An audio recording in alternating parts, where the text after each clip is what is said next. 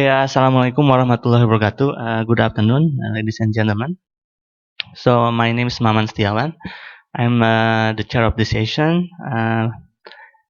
And firstly, I would like to thank for this great invitation to be the chair, for one of this session in this event. I think it's just in time, to start the sessions, and we have three presenters, So we have three presenters. Therefore, I'm going to make it in three parts, And so I'm inviting the first presenter, Dr. Devanto S. Pratomo from Brawijaya University, and also Dr. Kan Kensu Jayan Takumaran, from University of Wollongong, Please come to the front, And then I'm going also to invite Dr. Palmira Bachtiar, to come to the front.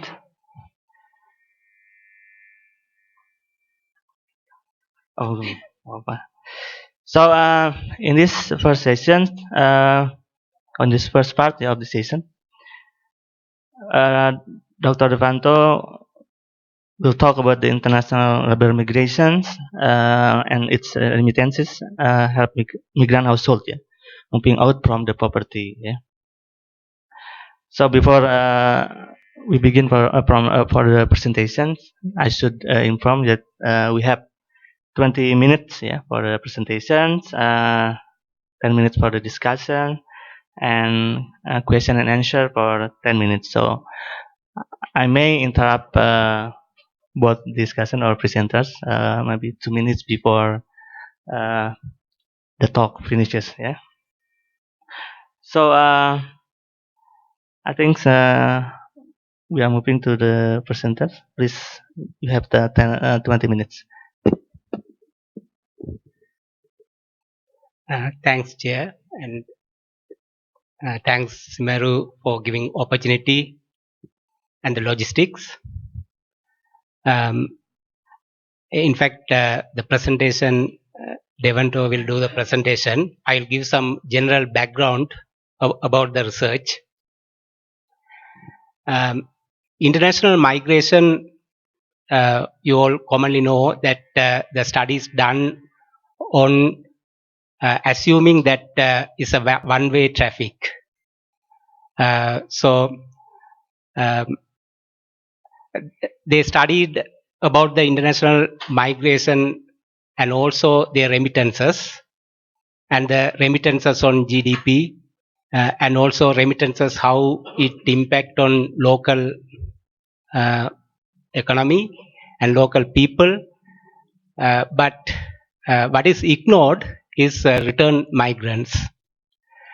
It may not be very substantial amount, but still, there's a potential that return migrants may grow over time, because as you know that ASEAN is currently organizing the work contract. There are a lot of changes are happening. So if there is work contracts, the skilled migrants they only focus on skilled migrants, not unskilled migrants. But skilled migrants can move and they have to come back. And also, if you look at Australia, also having some policies regarding short-term skilled migrants.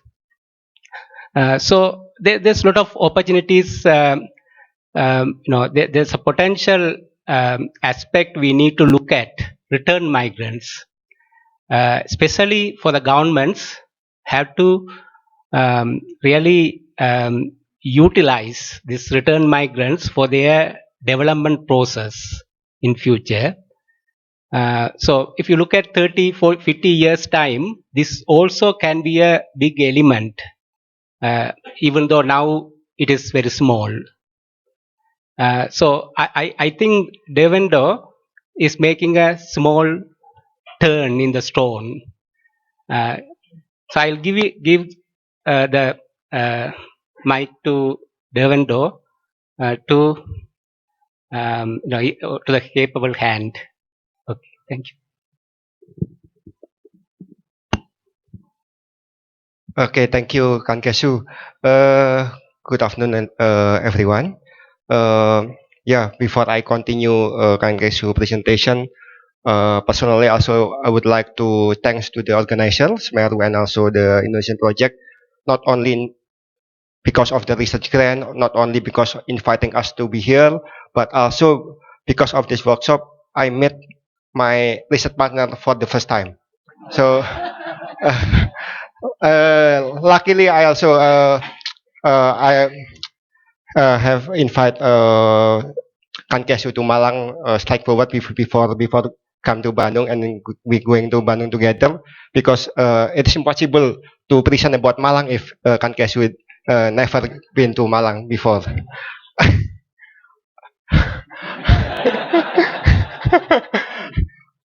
Okay, back to our presentation. Actually, we make a slightly change of the title, but still it's our focus. The title now is written Migrants and Remittances, Alleviating Poverty, Evidences from Malang, Indonesia. From the theory, Kan Kesu already mentioned that we may know that return migrant might benefit from the new idea, business skill, accumulated financial saving, and also asset that contribute to the development in the origin or the home countries. However, not all of the return migrants are able to improve the welfare because of the financial or the capital gain from overseas not used in the sustainable manner. Study by Adams and also Chua using EFLS data in Indonesia showing that most of the capital gain from overseas using for the consumption purposes, not for the productive purposes. UN also conducted study in Ponorogo, one area in East Java, also found there is no significant difference in terms of relative living condition before and after they going overseas. This is some picture about the return migration condition in Malang. Yeah, Ibu in the left side, they still living under poverty, even though she work overseas for 5 years. And then on the right side, in contrast, Ibu has luxury cars, even better than my car and my home. So, yeah, this is the other picture showing that some return migrant that doing in productive manner. For example, Ibu in the left side selling bakso, or also the man on right hand side picture. Yeah, they have yeah, warung kopi, local Starbucks in Malang district. This is a research gap that we would like to explore. At least there are 3 research gaps that we would like to address. The first one, as Kan Kesu mentioned, that many people or many studies explore the international migration to be a one-way movement, not seeing the two-way movement. So there is limited studies on the return migrant issues. The second one is, yeah, there is no enough data on return migration for assessment actually. Yeah, because yeah, Indonesia also don't have national representative data on the return migration. And then the last one, there is limited, almost no attention has been given empirically analyzing the sustainability. Sustainability just means what has happened after migrant going back to the origin, particularly in terms in alleviating poverty in the origin. This is the objective of our study.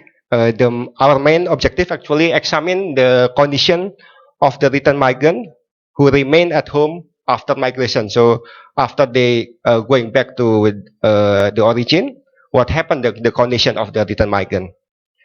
in this case, the definition of return migrant, we choose that migrant who not intend to go back overseas. Okay. And then, therefore, the study specifically investigates whether return migrant can escape from poverty in the long term or forever. It also measures the sustainability, or whether they tend to become poor again after a period of time. Yeah, particularly, yeah, as studied before, that more of the remittance or the income using for the non-productive activities. Beside return migrant, we also collecting data on the current migrant.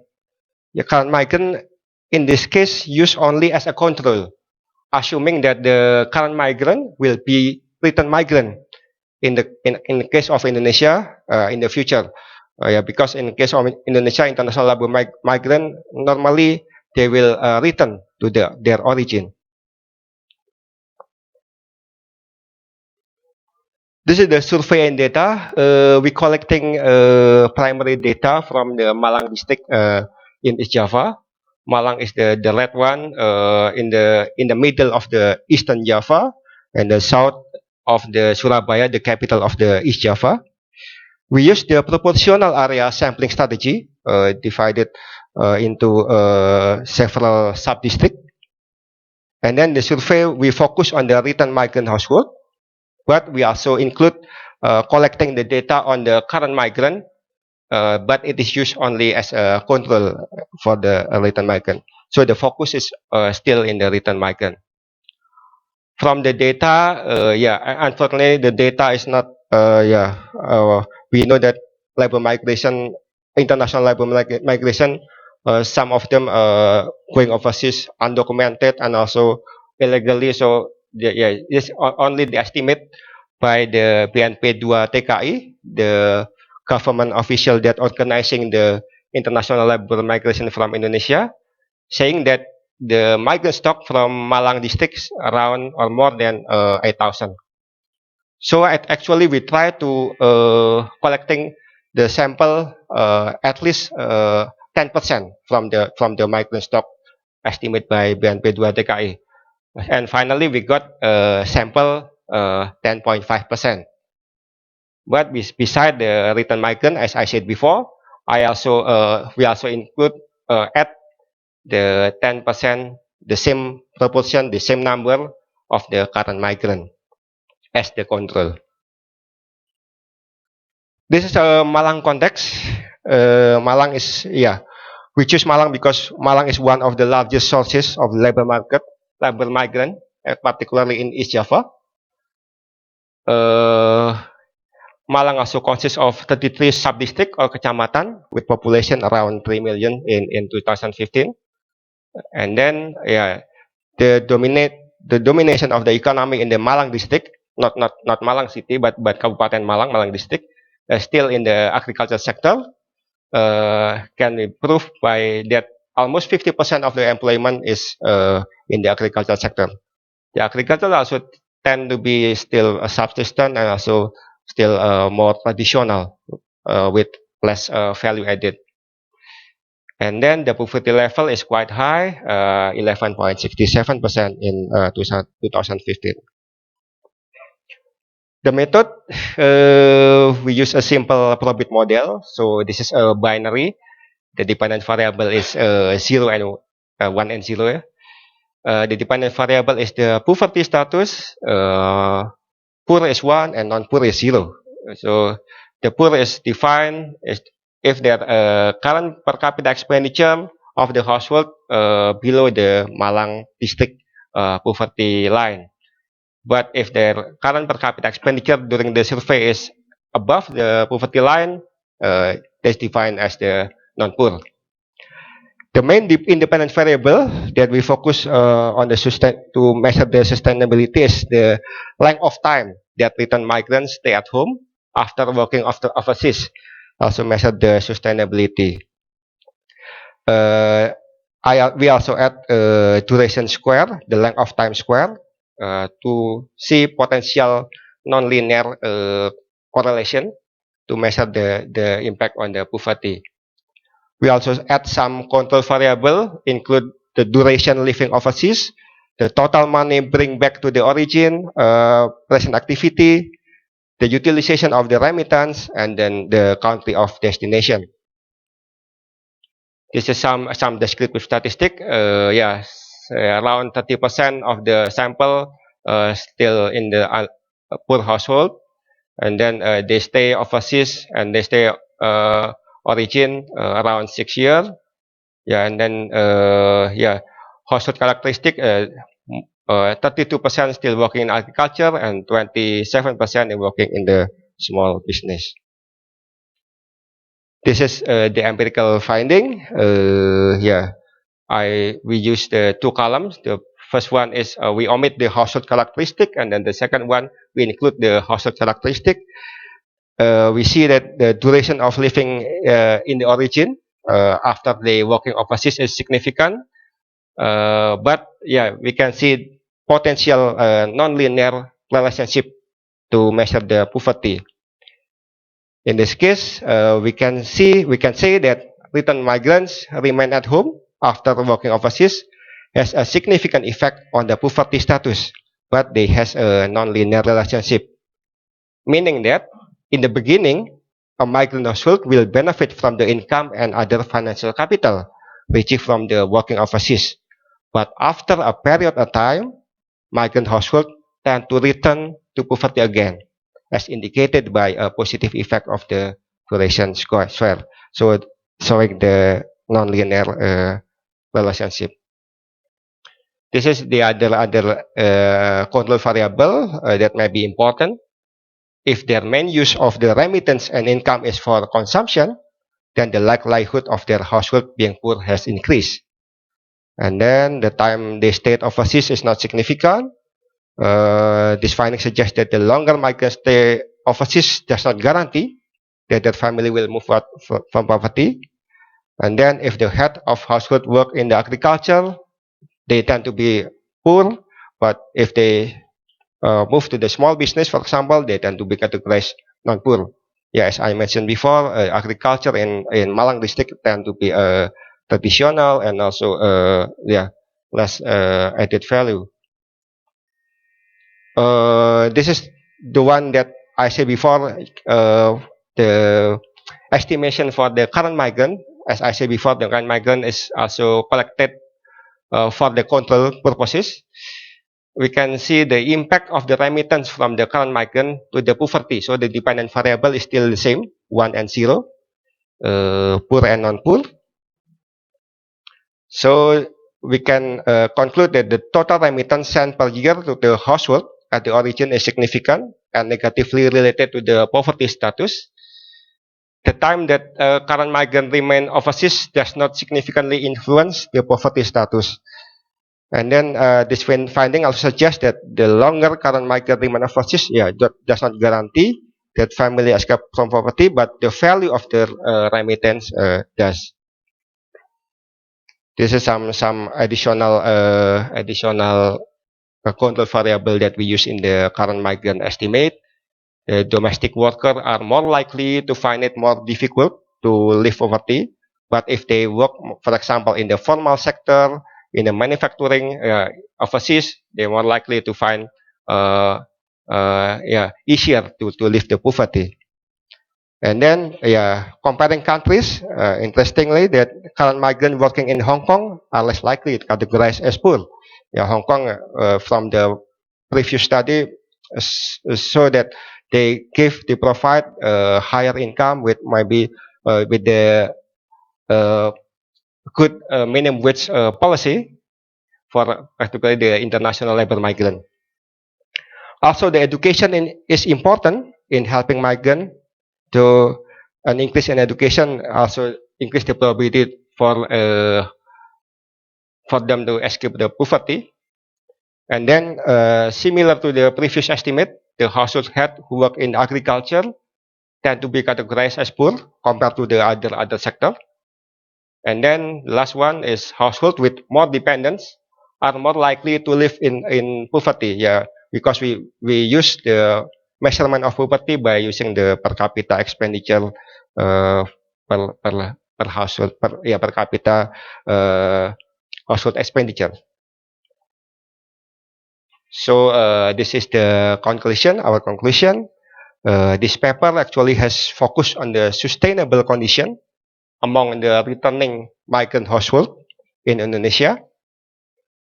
The conclusion that this paper reaches is that while we find significant effect of the remittance to reducing the probability of the household at home living in poverty, but the important one, the return migrant will not better off for very long and will almost certainly return to the poverty condition or the original condition after a period of time.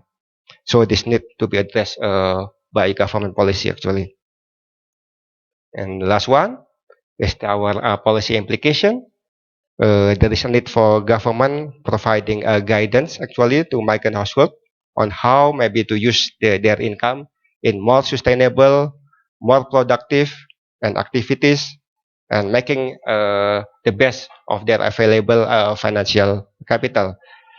Yeah, some sector with potential for development, including small medium enterprises, should be related the local potential of Malang, for example, where the migrant come from. But I think we need to explore further about the sector that we would like to focus. I think is that all of my presentation. Thank you. Terima kasih.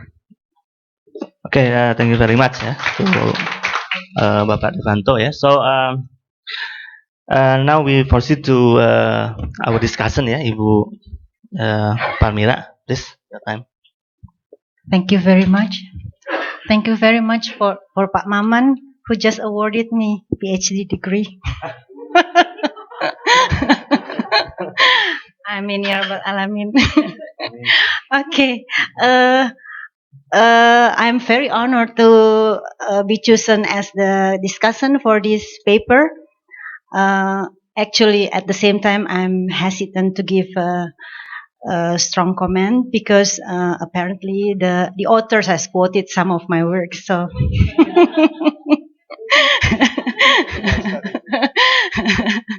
So I will just use not much of my time to discuss the paper and also soft. The strong one I leave it to the floor. Okay, let's start from the strength of the paper. I think the author has rightly picked up a new issue on return migration. If we all remember, in mid-2011, the government of Indonesia has issued a moratorium on placement of migrant workers to Middle Eastern countries. Afterwards, there is little evidence on these issues explored in the study. After the moratorium, theoretically, those who have finished their contract and coming back to Indonesia will not be able to go abroad because of this moratorium. But I said theoretically. In the field, what happened is when we choose the destination country, actually it is not the choice of the migrant themselves, but the choice of also the parents. Middle Eastern country has been chosen because many parents are afraid that their daughters are exposed to non-halal food or they are not able to pray 5 times a day. So actually when contracts of those migrants terminated, their flexibility to move to other destination countries is limited. For this reason, the issues of return migrants is very important to discuss after the moratorium because evidence on it is limited. The second strength is that it addresses the question of how sustainable is the financial capital for the return migrants. And it reminds me of the story I heard from the official of BNP 2 TKI. He said that he encounters group of people coming back from Taiwan and East Asian countries with 100 millions of rupiah, and they don't know what to do with it. So this is important issues that the paper try to address, which is to what extent their financial capitals that they bring home sustainable. The third thing is that the paper overcomes important impediment of migration analysis. We know that data on international migration is very limited, sadly, very limited to countries whose magnitude of migration as high as Indonesia. If we look at the BNP2 TKI, that is the National Agency for Placement and Protection of Migrant Workers, what appears there is a number of migrant club in on the basis of their province and district. But with this kind of data, we simply cannot make proper analysis. Of course, there are more complete data, but you have to go through all this lot of energy and sweat and tears and blood. Okay, so with the observation of 840 for each migrant and each current and return migrants, representative for sub-districts, I think this will give this enables the authors to do the exploration and analysis. Okay, so overall, the paper will be able to provide a significant contribution to influence government policy, at least local government policy of Malang. Now, the main messages of the paper, the analysis is divided into two models for current migrants and model for return migrants. And they found that household in the current migrants model receiving remittances has lower probability of living below the poverty line, while those in the return migrants model, their probability of the return migrants to live below poverty line is higher after a period of time.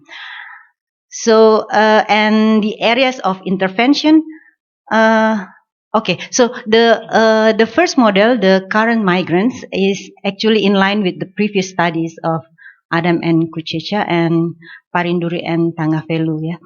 And the second model is actually in line with World Bank 2006 studies. So the other findings is actually areas for the other findings is the household using remittances for consumption has higher probability to be poor, and with these findings they come to the policy implication that government intervention should provide capacity for the return migrants to make best use of their capitals. Now, some comments and room for improvement, because this is still ongoing study. Some clarification. You said in your presentation and in your paper that your samples is 21% of migrant stock. And I checked in BNP2 TKI's data. I suppose you misunderstand between the migrant flow and migrant stock. I suppose you mean there is migrant flow, because migrant flow is number of people migrating in specific time frame. So it's different from migrant stock, because the calculation of migrant stock is rather complicated. Normally, if a central bank wants to issue the estimation of remittances, they have to base on migrant stock, and they have to look at all the contract and try to estimate in general how many people are living abroad. So please be careful with that terms. Also, remittances. Remittances in your return migrant model is, I suppose, you mean capital, financial capital, because remittances is only for those still currently working abroad. Financial capital is what they bring home, so not remittance. And the third thing is, please be careful when you use the term illegal, because a politically correct word is undocumented or irregular, not illegal. You can say illegal migration, but you cannot say illegal migrant. That's the SOP. Oh, 2 minutes left. My gosh. Okay. Have you checked the assumption test? And because it's also a very migrant data is very much infamous of their multicollinearity and heteroskedasticity, etc. So please state in your paper that your analysis has gone through this check. And then this I come to the issue of return migrants, because you need really to be more specific on your terminology. If I look at your model, it says there that the data of duration of stay in origin is starting from 0 to 33. I suppose you mean month there. Correct me if I'm wrong. But please don't mix up the return migrant with circular migrant, and don't mix up with those who just come home for to take a leave. Return migrants, we cannot simplify return migrants only by asking, do you have any intention to go abroad again? You have to establish specific threshold, like those who do not work for after 3 years, I don't know, but you can explore in your data. You just have not to mix up with the circular migration, because that is actually the phenomenon of Indonesian migration is the circular migration. Conclusion? No. Please explore the interaction variables, like for example, female migrants, female young and Arab. Maybe that helps you to find better model. That is. Oh, okay. Finally, some inconsistency also requires stories. Like for example, remittance versus duration. Maybe there is a story of cost of migration, because cost of migration is also infamous issues in international migrant. Now, finally, I found that you have not use your two models as a control. You don't compare and contrast between those models, and for that reason, I suggest you to write two separate papers. That will make your title better, because your title is also confusing, return migrants and remittances, and it also improve your introductory part, because introductory part is shaky.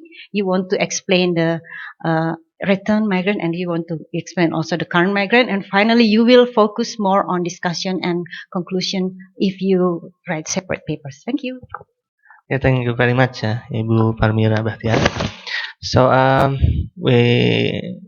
I think I will give it. I will give to Pak Devanto and to Pak Kesuya to give a brief response, not more than 2 minutes for me. Okay. First of all, thank you, Bu Palmira, for the valuable comment. Actually, we just put your paper in our reference, and not coincidence. That's also it's the good thing for us, because we also have important or good discussion. Actually, I will check the data again, Bu Palmira, about the issue of the migrant stock.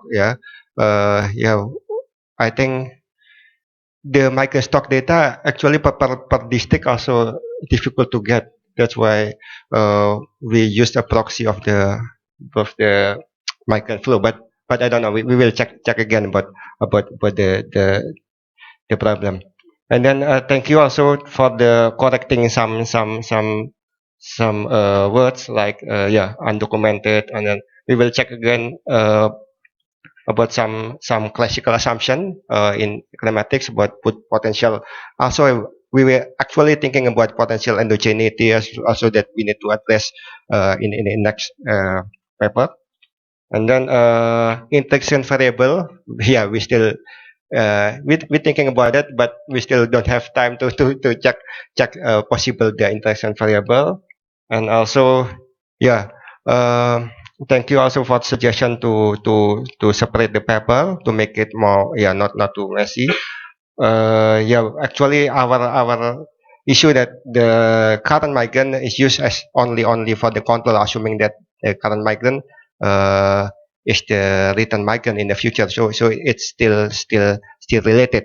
Yeah, but we will see later if it is important to omit or to put current migrant issue in a separate paper. I think once again, thank you, Bu Palmira. Do you want to add something? Yeah, I think I hope they want to address everything. Thank you very much for the very positive comments and encouraging comments. The two issues. One is this sort of research actually need sustainability condition as well. Return migrants already send the money, and then that money need to be sustainably used for their future purpose.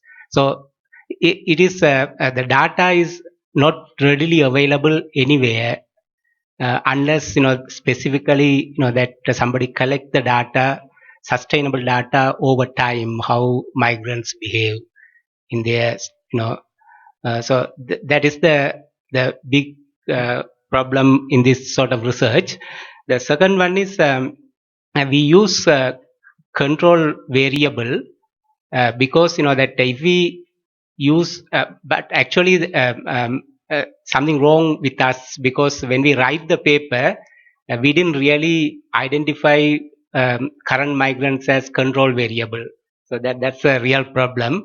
But actually we need some control for the return migrants, because then only we can compare the both how what the differences between the two subsamples we drawn from the population.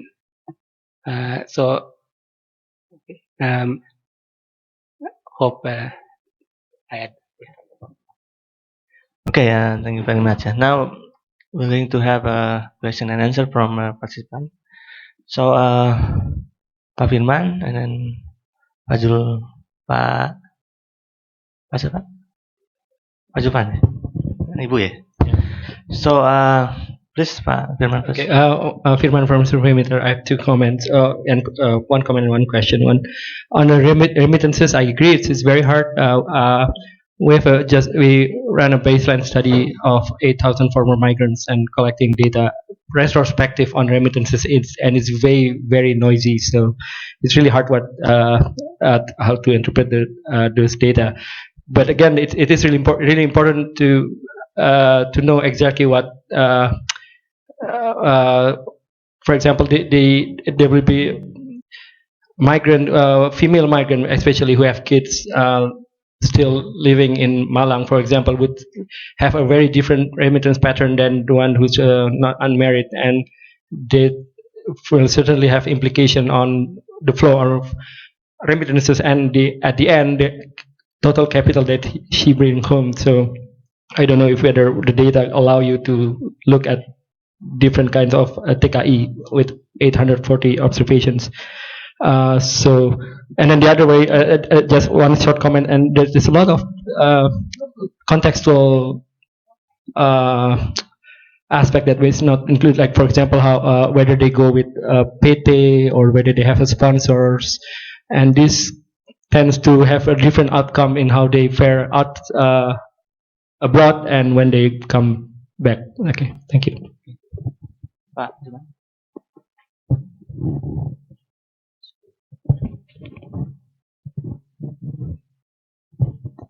Okay, first of all, I would like to congratulate the study. I like it very much.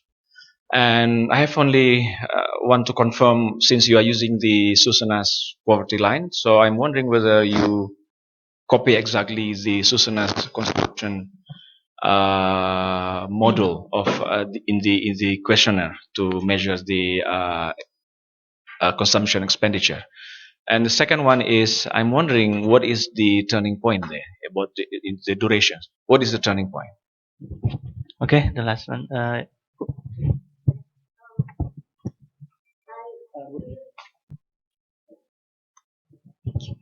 I really would like to have your explanation on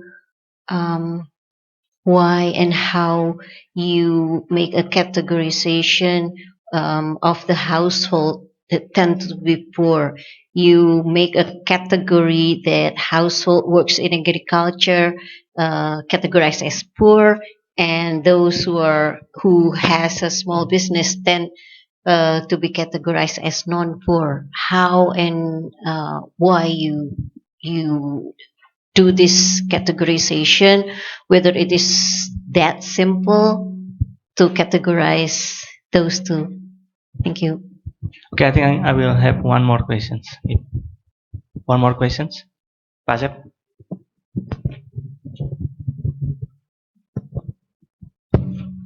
Thank you. Actually, I have two comments. The first one, in the introduction, you mentioned that return migrants don't only bring financial capital, but also human capital in terms of better skill, better attitude, better network, etc. I wonder whether you find any indication whether this is true or not from your data. Secondly, in terms of the control group, rather than comparing with the current migrants, I think it's more interesting to compare it with the people with the same characteristic as the migrants, but who chose not to never migrate. Of course, this is difficult, yeah, but I think that's one of the challenge for migrant studies. Thanks.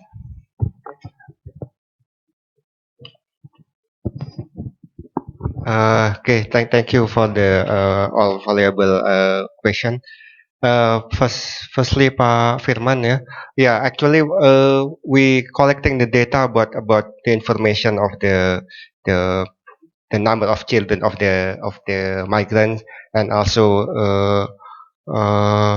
whether they depart overseas through the sponsor or through another model. But maybe because maybe we still not put in the regression. So that it will be at checking after this, including the interaction effect that Bu Palmira also suggests. But yes, we have the data about that information. And then the second one, Pak Sulvan, actually the seasonal poverty line we use for the poverty line for the Malang district in 2015, but while whether they are categorized as poor and non-poor, we collecting the data based on the survey, So if their expenditure per capita, the per capita expenditure that we asked during the survey is below the poverty line during the Susanas, then it's categorized as poor.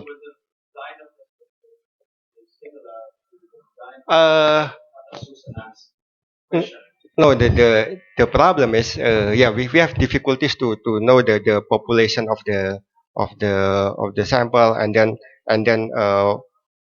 the one that we do is only the what is called the proportional sampling strategy. For example, we in Malang district have 33. No, no, it's different. We just because we don't have information from the BPS, and we go the sampling is yeah. No, this is not about the sampling, but The measurement of the expenditure. Yeah, we ask the expenditure for the food and non-food as well, following the Susunas. Yeah. Okay. And then we still not calculate the turning point, but it's some indication that there is some potential possibility to going down, but but but at the moment we still still not calculating the turning point. And then Ibu Indrasari, we basically we just ask whether the household head working in what sector.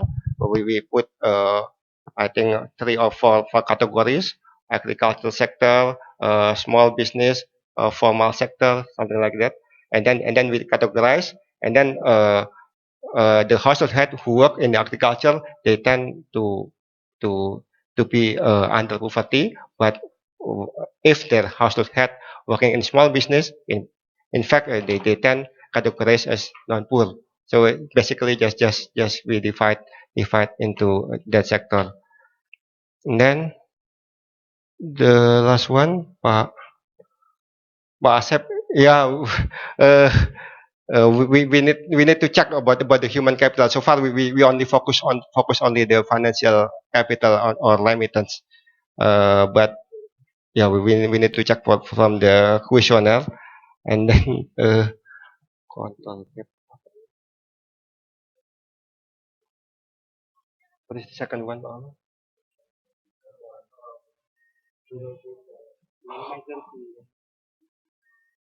Control group. We actually include the non-migrant household data from the survey, but it's not used in the paper. So we actually for the survey we compile or we collecting the return migrant, current migrant, and non-migrant as a control. But yeah, in this study we focus only on the return migrant, and also I add the current migrant. We add the current migrant. Yeah, but yeah, in this study we don't use the data about the non-migrant. Okay, thank you. Please brief. Can I? Yeah. Yeah, please brief. Okay. So, with regard to control group, non-migrants, Devendra collected the non-migrant the same size sample, but that I thought that current migrants are more controlled than the non-migrants. But I take your point, and we'll change the. And also, I think when you say the poverty line. So we use the poverty line of Malang to define the poor and non-poor. Okay. So okay. Yeah. Okay. Thank you very much. So we have run out of time, I think. So I will end this first part of the session. So thank you very much to all presenter and discussion, and give them a big applause. Yeah.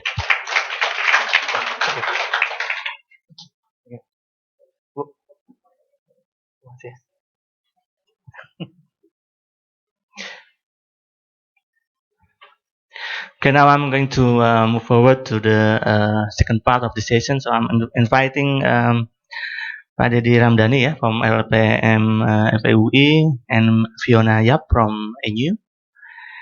And then the discussion also Pak Saiful Mahdi from Unsyiah. Please come to the front.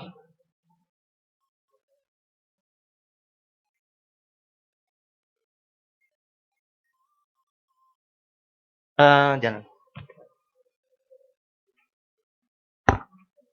Sendiri Pak. Sendiri. Oh, discussion apa ya? Pak Saiful. Di sini aja Pak. Harusnya maybe you can sit here. Okay. You know that there was a team arrangement. Okay. So to make it easier. Okay, so I will please Pak Dendi Ramdhani and Fiona Yap to present their research, please.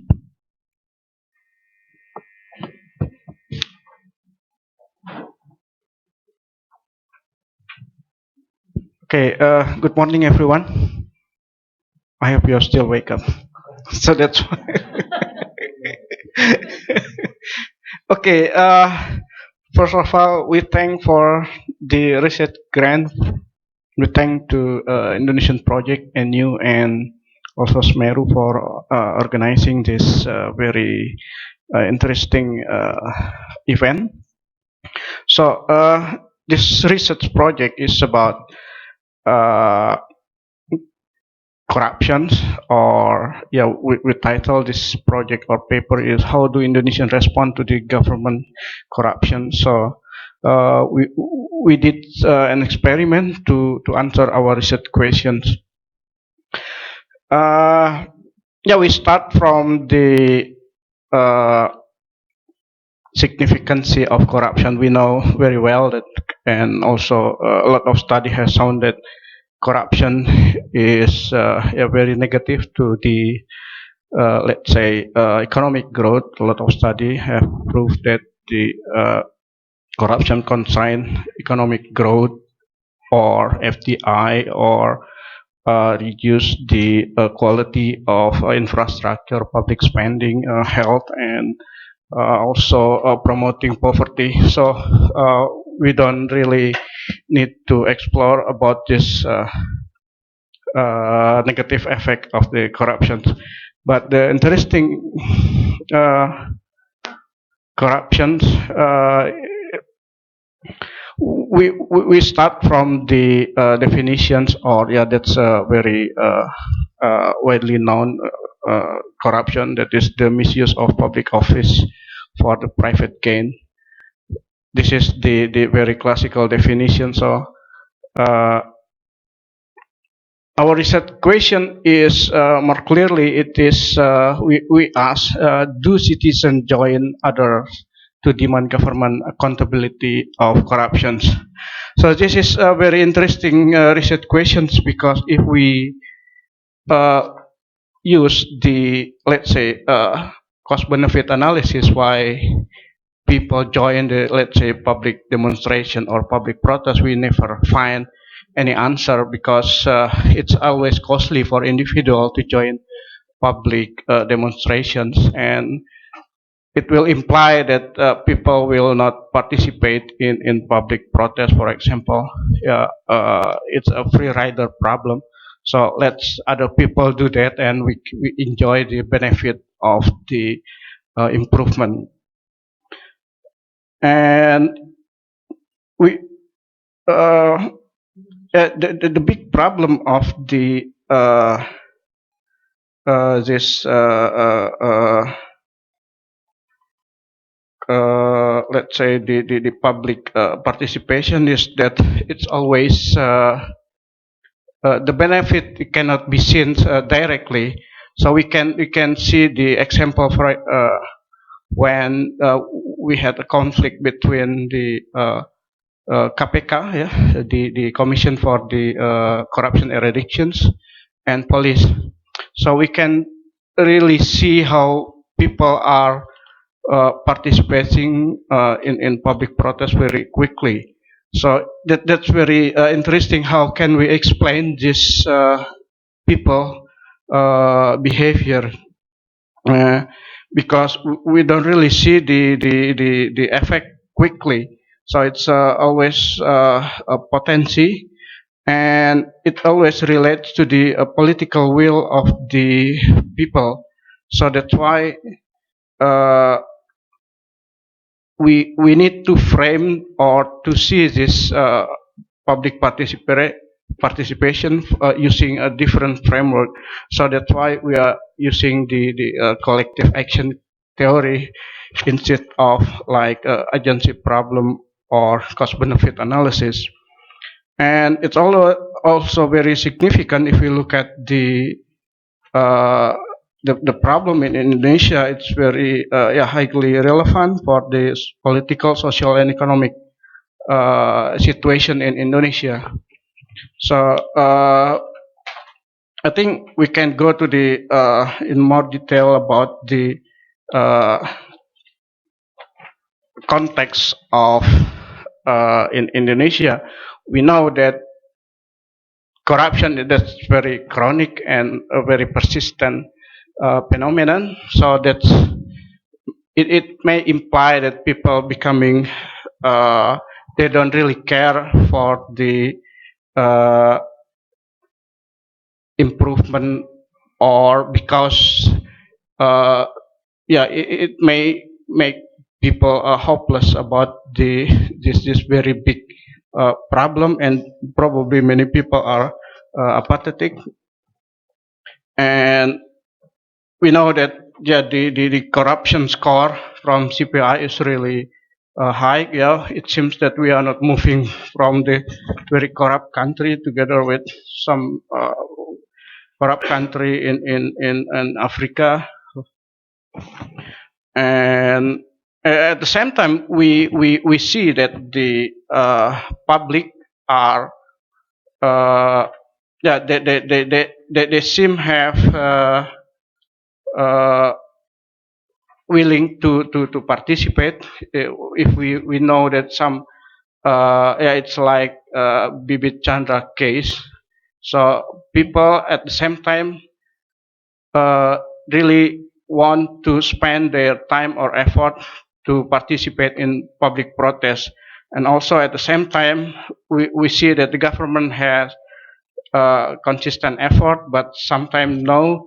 So there is a mixed feeling about the Indonesians in fighting corruption. That's why the topic of whether the citizen willing to join or to demand the government accountability to fight corruption is very important. So we can go to the next methodological experiment. Yeah, please, Fiona. So let me refresh why the research question is important. The question is: do citizens join others to demand government accountability of corruption? Why is it significant? Individually, there is no demand for corruption in the sense of we prefer to have more corruption than less. In terms of supply, we know that it exists, and yet government has consistently, through the ages, no government has come into office by pledging to increase corruption. So we know that demand side and supply side, we both consistently see, right, that there is we don't demand more corruption and we do not want to supply more corruption. And yet it is the second longest profession in the world. So we want to know why. Second, you figure out what the first is. So we want to understand why if citizens will actually join together, because if they join together, they form a political will that will undergird government's efforts to fight corruption. And we've seen studies in the literature that says that even in democratically unaccountable countries, in other words, in countries that are not democracies, like China, the government will still make a big display to fight corruption, especially if the citizens act in concert.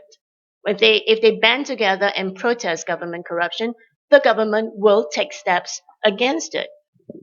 So we think that this idea of trying to understand citizens' collective action against corruption is the way to go. Now, importantly, this is also what the current literature tells us. Primarily, the study of anti-corruption efforts has followed this principal agent problem, which is we will increase the principal's efficacy in controlling corruption, close the loopholes for agents to act corruptly, and we will eradicate the problem. That's been a 40-year study. That's been going on for 40 years. Hasn't really done much in terms of that. And so in the literature, we've actually seen a new wave that says, let's look at this in terms of a collective effort rather than an individual effort. And there's a real reason for that. In empirically, what we find is that if you look at the principal agent theory, we assume that the principals will always act in a principled manner.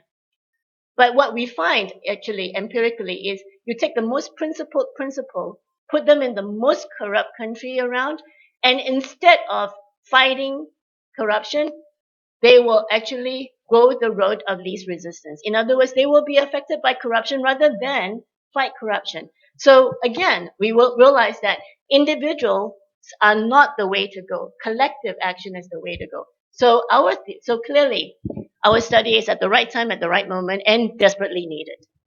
So now what can we do about this? What we want to do is conceptualize demand as a strategic interaction so that the demand for action against corruption becomes credible. Well, what does it mean that it's credible? It means that the government is not able to dismiss it easily or to buy off your consent easily.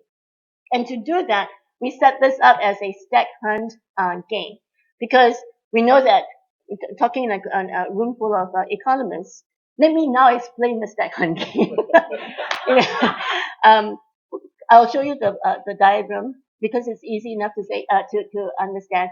When people join together to hunt the stack, you actually have a payoff dominant equilibrium that's on the top left corner for you, and whereas the risk dominant behavior is the bottom right corner. So you could all join together and hunt a stack. And you can eat in luxury for a while, or you can hunt a hare, and you may or may not be filled by that one hunt. And what we are arguing is, if we can put collective action against government corruption as a stack hunt game and motivate people towards the payoff dominant equilibrium, then we have that collective political will to fight corruption. So the experiment is set up as follows, and you can read. What I will tell you is the highlight of the setup is we have 4 treatments. Essentially, we have 192 participants who are told that they will receive vouchers for, and because it's in Indonesia, I have to explain this because it was so clever of us. We are distributing vouchers to increase the intake of Indonesian university students in foreign universities. So in other words, we're investing the students who are participating in these experiments with something that they value. Then they are getting these vouchers that will let them interview with supposed university, foreign university scholarship committees. The vouchers are supposed to be distributed evenly, and students are told that they are assigned into one of 6 groups. What turns out is, we tell them, you're watching a person portraying a government official. They're supposed to distribute this evenly. You can demand to review the whole process if you are unhappy with the results. Then we show them a video where the person portraying the government official distributes the vouchers unevenly, so that 2 groups have their vouchers not affected by the corrupt action, 2 groups have their vouchers decreased, 1 group has their number of vouchers increased. And then we give them a survey that says, what would you do in order to given these? You can accept the distribution or you can demand review. So the treatments are the payoffs, because some people have increased, some have no effect, some are decreased. Then we tell them, you may actually be rewarded, you may not have any effect if you demand a review, or you could be penalized. Again, depending on the surveys, it changes. There are costs. Some are told that you have to demand the review, you actually have to return some of the vouchers. Some of them are told that they're just told, you can review, and then some are told, no mention, some cost, right? And then the last one that's actually very important, we tell some of them that there are other people who will be demanding review, and then we are telling some of them, some people may be demanding review, and some we're told we expect very few people to demand review, because we want to see whether they will join the collective action. So this is the distribution, the frequency distribution, and we find that actually, for the most part, more than half of them will demand review, even if they gain, which is the group 6 is the group that gained from this. But there is a significance between the groups in terms of who demands review. The probabilities in terms of the statistical differences between the groups is actually interesting. We find that the ones that actually, oh, that's too much time. We find, I'll go really slow. Now I'll go fast because I think this is I like to share your feedback. The people who will demand that we review these are the groups that have no losses. The groups that lost vouchers actually, and the groups that actually gain vouchers from the uneven distribution are similar statistically. They will not actually demand a review of the government action. So the only groups that will demand review of the government action were the groups that did not gain. And this is interesting because I've done this experiment cross-nationally across many countries. Indonesia was the only country where the groups that lost did not demand review of the government action. So what we thought was also interesting is what is the highest explanatory variable? The highest explanatory variable is actually whether they expected other groups to demand. And it seems like the groups that did not lose are the ones that actually expect more other people to join in and demand government accountability. Here's the logistic regression to prove that I'm a political economist, really, nothing else, no other reason for that. And again, you see the statistical significance, but probably in terms of the model, it's actually a pretty robust model because from the LR chi-square, we had clearly a lot of control variables that we added to make sure that the characteristics of the participants were not the explanations for this. So I want to round this up by talking about findings, four treatments. Not only a misspelling, but clearly I couldn't count. But the 4 treatments is, in terms of payoff that's affected, is not statistically significant because the groups that lost and the groups that gained basically killed off each other, and that the only groups that were statistically significant was the ones that did not lose. Rewards versus penalties. It didn't matter if they were penalized. If you said, you're going to lose everything if you actually, if nobody joins you, didn't matter. The costs that you say, well, you have to pay this number of vouchers, also did not deter the participants, or at least it was not statistically significant. But the expectation that other participants would demand review was statistically significant. So what are the implications? In terms of the experiment results, we found this to be very interesting because it is when participants do not gain that they will join others to demand government accountability. Also when they expect other participants to demand, but that the choice is not actually affected by cost, rewards, and penalties. Now, clearly, there's a caveat here. We're not asking for a life and limb in terms of the penalties. We're asking for vouchers. That's going to affect what they are going, the implications of the rewards penalties thing. More broadly speaking, what do we want to tell in terms of the wider dissemination? We think that there's an importance to the idea of fairness because we ask participants, why do you think you should participate? And they underline the fact that the distribution was unfair, those who joined. Also, we need to focus in terms of implications, those who do not gain. Now, a lot of governments do the divide and conquer. Give some that gain, and would not worry too much about the loss. In Indonesia's case, it actually seems to work. But those who do not gain actually will also join this broader group. So it's not going to be a clear divide and conquer. Information about other participants' behavior. That's very important. And I think that that's actually exciting to study. But also very important, clearly the persistence of chronic corruption is not an effect. Thank you very much.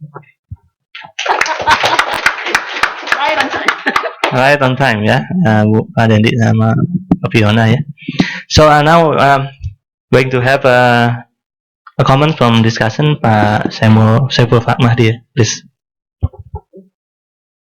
Thank you. Very good afternoon to everyone.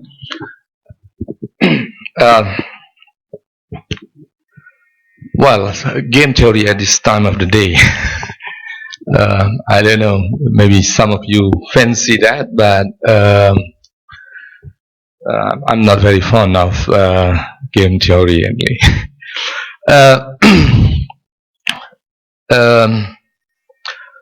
So initially I was a bit skeptical with the experiment that been shown in this paper, but when Fiona mentioned about the comparison with other countries that shows Indonesia that stand out, that's make some promises that this experiment also worthwhile to be conducted in the context of Indonesia. So for me, the answer to the research question is not straightforward. Do citizens join others to demand accountability of the government of doing corruption? So the answer is a kind of yes, if others demand, or something like that. If there are a group of citizens that demand accountability, and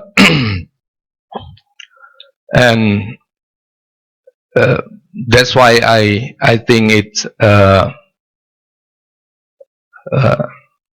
ring the bells when you mention about comparing Indonesia with other countries, because to put in context, then the question of leadership or who take the charge of asking people to rallies. You mentioned about Dendi mentioned about the social media based movement during the Cicak and Buaya case, the tiny lizard versus the crocodile case. Well, to put in context, that definitely the case when there are some educated middle class in urban areas taking the charge. But in Indonesian context, how would you take into account the issues of more rural areas, outer islands population, where the patron and client type of social structures is more dominant? Well, you mentioned even in this case, I don't know, maybe you can elaborate more about your subject of the experiment. I mean, who are they, and is there any information about the how many of your 192 participants are all of them based in Jakarta? What is the demographic, the outlook of this group of 192 participants? I think that will give some sketch about a bigger picture of Indonesia when you put it into context. My second comment, and I will have only two comments, I will have the audience to discuss more. What about the law enforcement issues?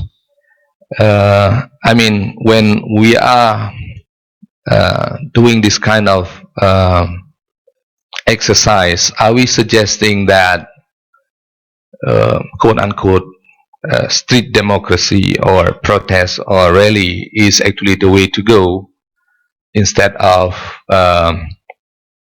doing, you know, formal law enforcement? Because there is this joke that goes around. Indonesian might not queue in their country, in Indonesia, but when they are in Singapore, they queue, right? And we do, and we follow all the rule and regulation when we were studying abroad, for example. Not even for you know, well-educated taking advanced degrees. Even I think our migrant laborers are also following rule and regulation wherever they are. So how would you how will you take that into this experiment? So it is really political economy in a way that the patron and client structure in Indonesia is very much strong, as maybe proved by political scientists. Is that also what you want to say by showing the result of the finding of your exercise? Thank you.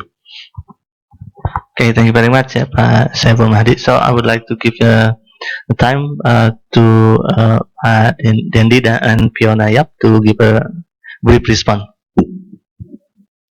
Thank you for the very kind comments and suggestions. And also thank you for answering your question because I think you actually hit the point. As you made the observation, you know, here in Indonesia, you have a strong patron-client structure. Yet, when you go abroad, without any changes, without any change in the education level of the person, doesn't matter whether they are rural laborers migrating abroad or the highly educated, they obey the laws. And clearly, it tells you that they are doing so because in abroad there is a collectively different reaction to breaking the laws through poor behaviors. That's exactly the reason why we want to study this as we have studied it, because of the point that, as you've made, right? It doesn't take incredible government effort. It takes just a collective effort. That's the collective effort we are trying to study. We're not suggesting rallies and demonstrations. What we are asking for is government citizens consistently demand the kind of accountability that will allow governments to say there is a political will and therefore we can act against the political will. That's a very good question about the participant makeup. We actually pointed out that this was for university students in the slide. And so it is essentially a laboratory experiment setup because we have to improve on the internal validity. What we are suggesting here has not been studied, period. So we can't really just go out and do experiments on, although we would love to, on rural areas right away. Our findings, however, are very consistent with Benjamin Oken's work that has taken place in rural areas. In other words, it doesn't matter whether you're in the city or in the rural area. There is a collective consciousness that wants to act against government corruption. Thank you. Okay, thank you, Fiona. So now I'm going to open questions. So if you have a question, okay, Andy, please, and then Pak. Okay, please, Andi. Yeah, I took from the presentation that you conducted the experiment in other countries. Can you say a bit about how Indonesia compares to the other countries you've conducted the same experiment in? I thought that would be very interesting to hear. Pak Budy.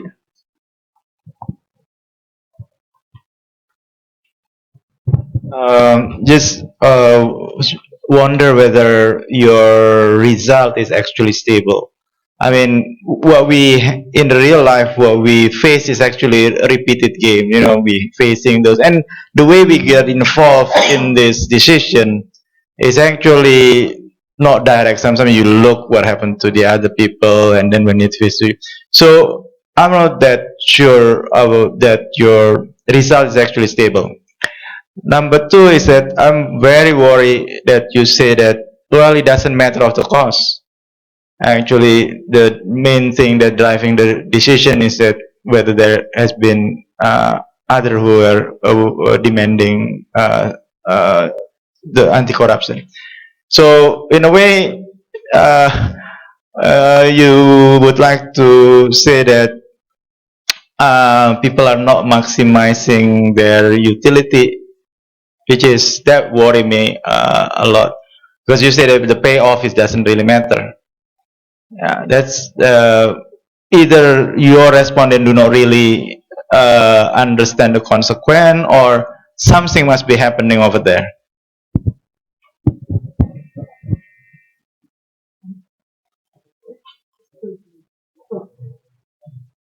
Yeah, just out of curiosity, given that Indonesia is really different from the other countries, as you said, did you do any checking whether the Indonesian participants actually understood the game or not?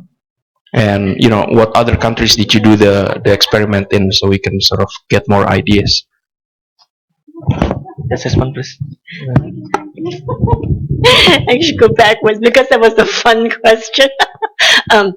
Yes, we did do a test. Going backwards, Daniel, thank you for the comment. We did do a test. We, in fact, we actually had several awareness tests to make sure that to confirm, of course, because it's an experiment, to make sure that the participants are aware of what they are doing, which actually leads us to Budy's question. I was very clear about the caveat, which is that we are only playing with vouchers, right? That's why I think the costs are irrelevant here. And I certainly believe, and I underline that, I certainly believe that if you were to tell the participants, you will be jailed for a week, the consequences would be very different. So I'm not making light of the fact. I'm saying the point we're making is, if the costs are, and actually that tells you what we should do next. In fact, and we are very interested in doing that next, which is to change the payoffs and the penalties and rewards, because we do want to see whether it's about administrative pain that people are willing to bear versus greater financial pain versus actually physical issues, as in physical incarceration. We, of course, we expect the change, there to be significance, but at least right now, in terms of the administrative costs, in terms of the payoffs that we are playing with, there is no, it's not significant. It doesn't deter people from demanding the accountability. I think those answer your questions. And Andy, so the experiment has been conducted in Australia and the US, South Korea, Taiwan, Singapore, and Indonesia.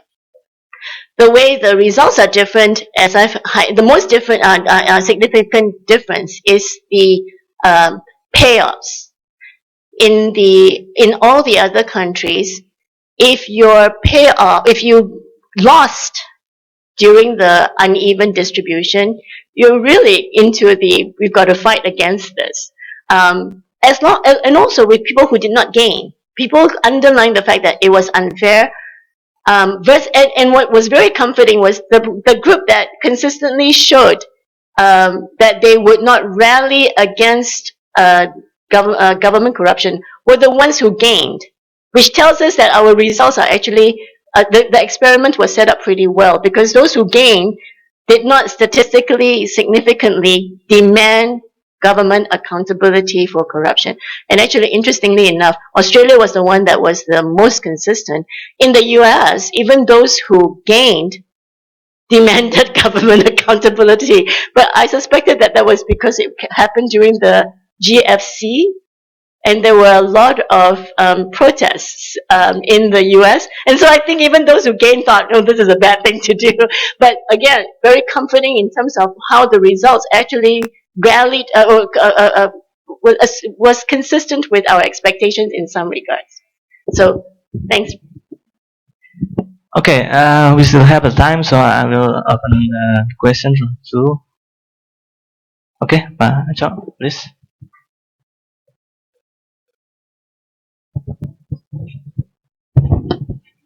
Thank you, Fiona. I'm an old school, so whenever I hear collective action, I think of Mansur Olson. And I was surprised that you didn't mention this classic collective action literature. And I was wondering, the way you set up your game, I think your results actually confirm the theory put forth by Olson in 1965, if I remember correctly, that actually these two colleague consumers, the people A and people B, actually they are trapped in a prisoner's dilemma type of situation, right? Why? Because the cost of fighting individually is high than the benefit, because the benefit has to be spread thinly over across all the population of all the concerned citizens. So it's just the prisoner's dilemma, and then the social optimal is actually lower than individual if you act individually, right? So my concern is that you went through all this difficult game situation, but you ended up with just a prisoner's dilemma situation. So I think your paper will be strengthened significantly if you actually discuss the solution, how to actually increase at least the perceived benefit for each citizen, that voicing up their concern actually is worth it, in the sense that it actually outweighs the cost of fighting, right? And Olson suggested something like making at least one of the components of the society to be really strong, in the sense that people listen to them. Because the other part of the Olsonian logic is that you will always fail if you have to face a group that is smaller in size, because their coordination cost is really small. And because their coordination cost is small, they are the one who can voice up, in the sense that they are the one who can lobby the government, or even the lawmakers, the police, the judge, and everything. So, what is your solution to actually increase the benefit of the society in terms of fighting or voicing up against the corruption? I have 30 seconds. I've been warned. So speaking very quickly, that's a good question. And thanks. And by the way, we should always thank Arianto, because he did what JPAL did. He matchmade us to do this project. So thanks first go to him. Good questions, and actually, it's very interesting that you brought up Olson, because Olson is actually is not as his theory is really not very popular among the political economists, not among economists, as I gather. Primarily because his ideas of these, you're right, he made a big point about coordination, and that we should actually decrease the size of the groups. And what we're doing here actually is to make the argument that we should, however, do what you're suggesting, which is highlight the benefits. But it certainly seems from the responses in Indonesia that we don't need to highlight the benefits, because the groups that were fighting or willing to fight government corruption are the ones who did not lose. They're actually the greater number of people, if we look at it in a societal sense. The ones who lose and the ones who gain are actually the smaller members. So what I think we need to do is figure out the rallying points. Now, corruption is supposed to be an important rallying point. So, but certainly our next steps would be to highlight that efficiency gains. But the stack hunt is also different from prisoner development. Yes, we coordinated on the stack hunt rather than the prisoner's dilemma. If you look at I've got a paper that was published. If you look at the prisoner's dilemma, the anticipated outcome is actually never go after. Across all groups, you will never go after government corruption. Okay. Thank you. Thank you very much, Fiona. So I think the time is up for this part of the session. So please give the presenter discussion a big applause. Okay. Thank you very much. Thank you. Pak Saiful, makasih. Okay, now we come to the last part of the session. I'm inviting Pak Beginner Subhan, yeah, and then from Bogor Agricultural University, and then Joanna Diaz from University of Western Australia, as well as the discussion, yeah, Pak Agung Dhamar Syakti from UNSYD. Yeah, please come to the front. So.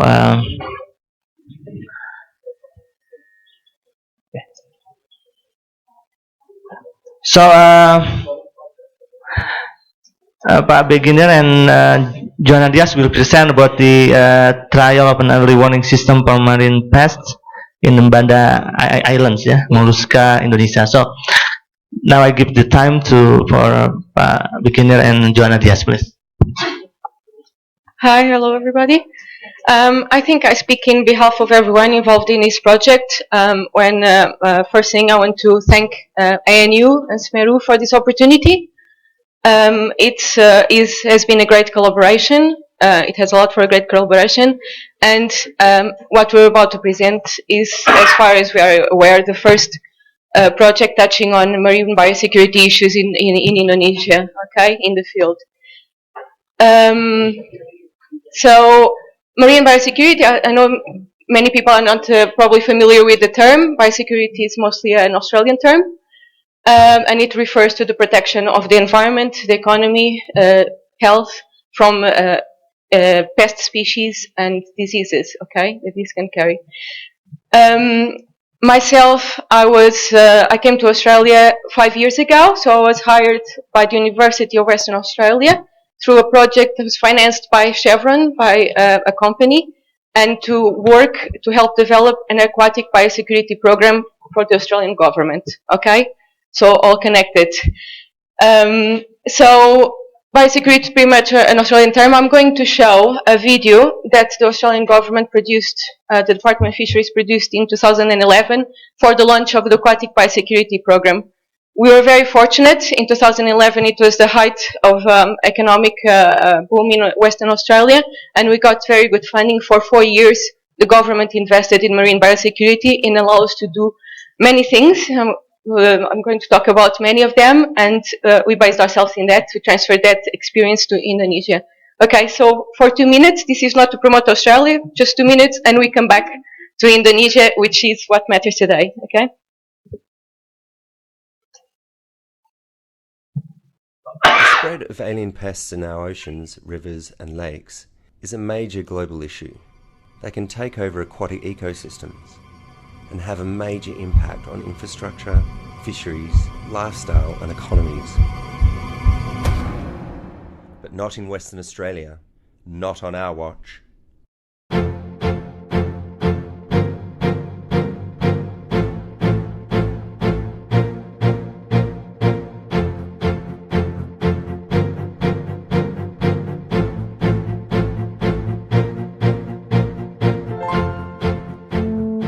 The Department of Fisheries is leading the effort to stop destructive pests and diseases spreading into our precious oceans and rivers. We are using world-class aquatic pest management strategies, incorporating cutting-edge technology such as remote-operated underwater vehicles and invasive marine pest protector sleeves to prevent pests spreading from the hulls of biofouled vessels. We are deploying expert personnel such as top-class research scientists alongside a team of our dedicated fisheries and marine officers on the water.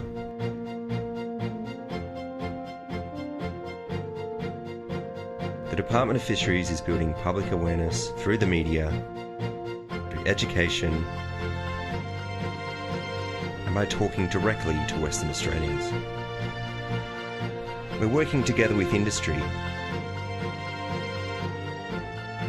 and the community to build an active partnership dedicated to protecting our aquatic environment and to stop the alien pests from invading and spreading in Western Australia, keeping our waters beautiful and healthy for all of us to enjoy.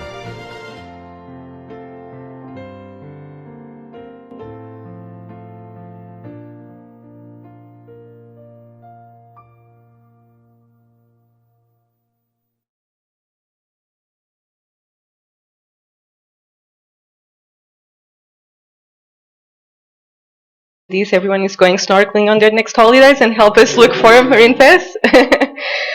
Okay, without further ado, in Indonesia, our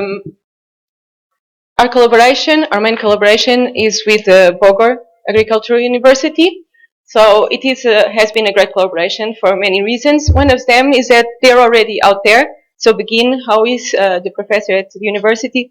They have a team, they're already out there doing biodiversity surveys. What they're doing now is they're looking at their surveys with different eyes, okay? Not everything is native, some species might be introduced, okay?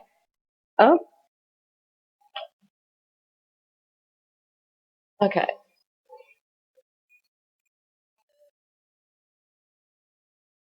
Our field trials are in the Banda Islands. The Banda Islands are a group of islands in the Moluccas.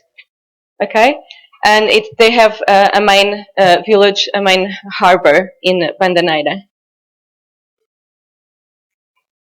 The Banda Islands, the reason our study is there, first, it's in the middle of the Coral Triangle. It's a biodiversity hotspot.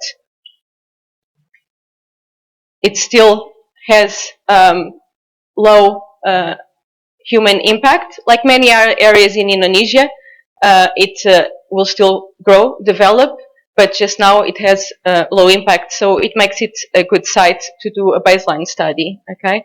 Also, one of the participants in the project, Marai Khan, she's a PhD student at Bogor Agricultural University, and she has been doing her PhD there. So we're familiar with the area, and we know people like the harbor master and know the area quite well. It makes it quite an easy site to put up this trial. Okay.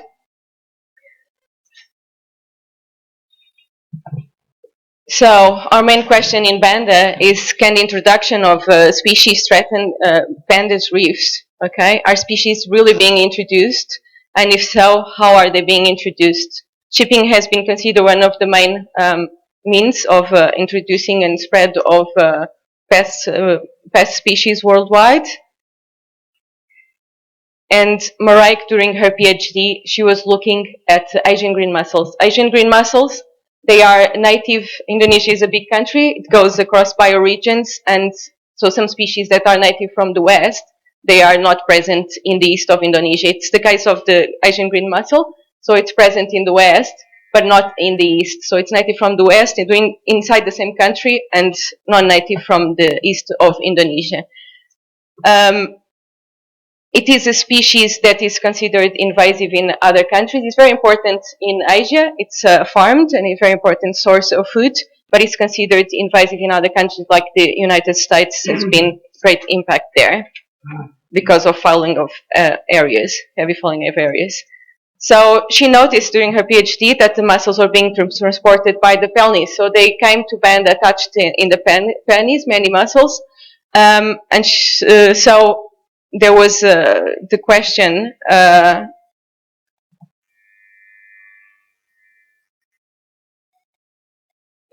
is this an alarming signal?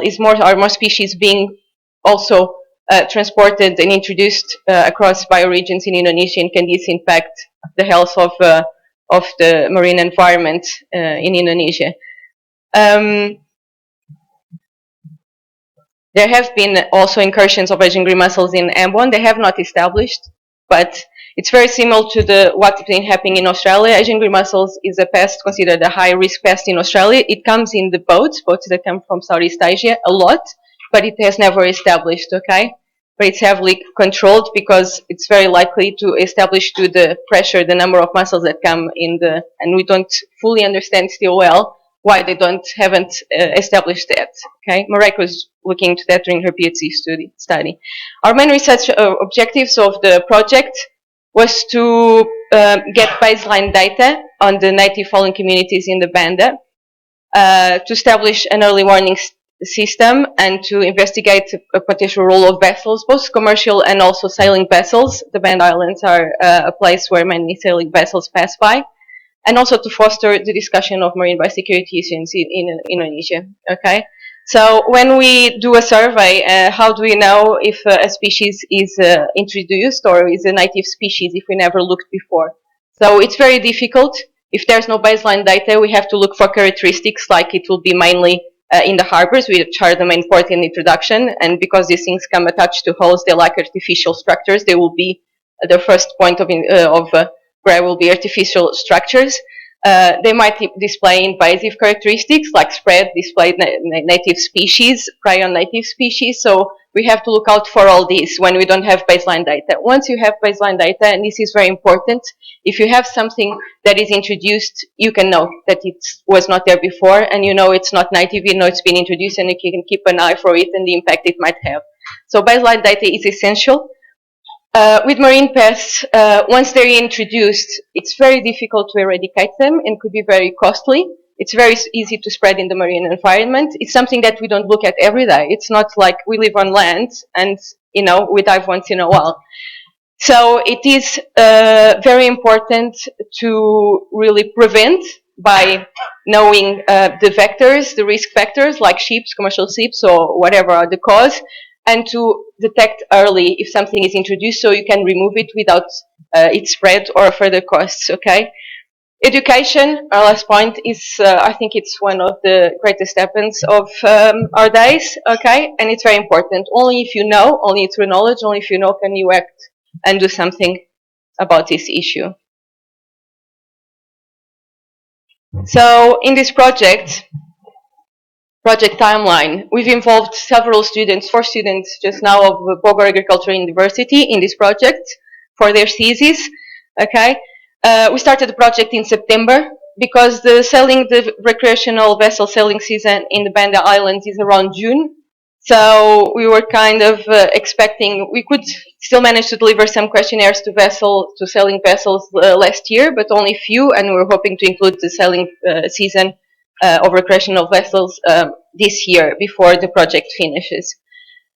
So we started our project in September with a workshop in the Bogor University, training students on marine biosecurity issues and explaining what they were going to be doing in the project, what was going to happen. Then we sampled again in December, and now we're sampling again next week. It will be our last sampling. We had 4 samplings planned across, because different species can establish different seasons, okay, can have influence, and we decided to shorten to 3. We didn't see much difference from the first and the second, and also because of budget constraints, we kind of shortened it for next week, okay?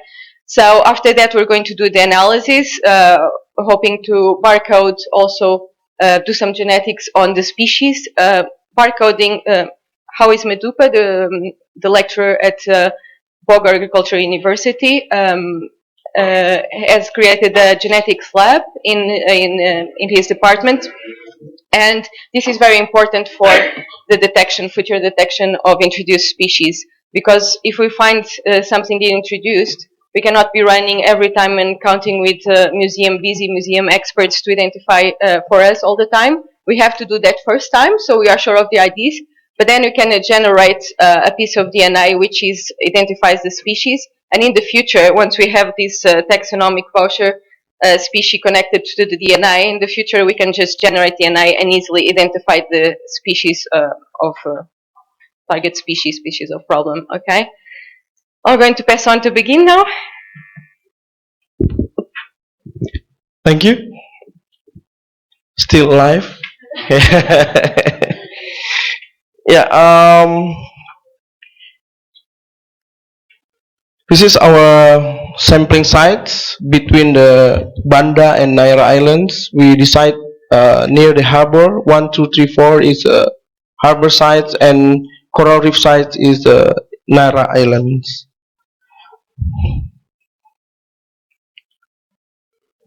So we set up the settlement array as a artificial settlement plate, and also collect the planktons, do the transects in the coral reefs, and survey of the vessels in Banda, because the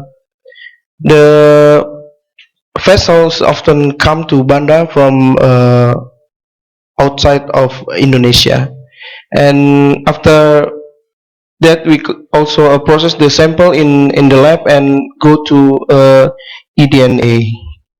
5 minutes. Okay, this is the arrays, and this is buoy, and the arrays made from PVC pipes. Okay, we took all the picture during the data collection, also the tissue of the species, every species we found, and then measure the weight of the organism. And we do the transects in the coral reefs for the data collection. And this is the traits.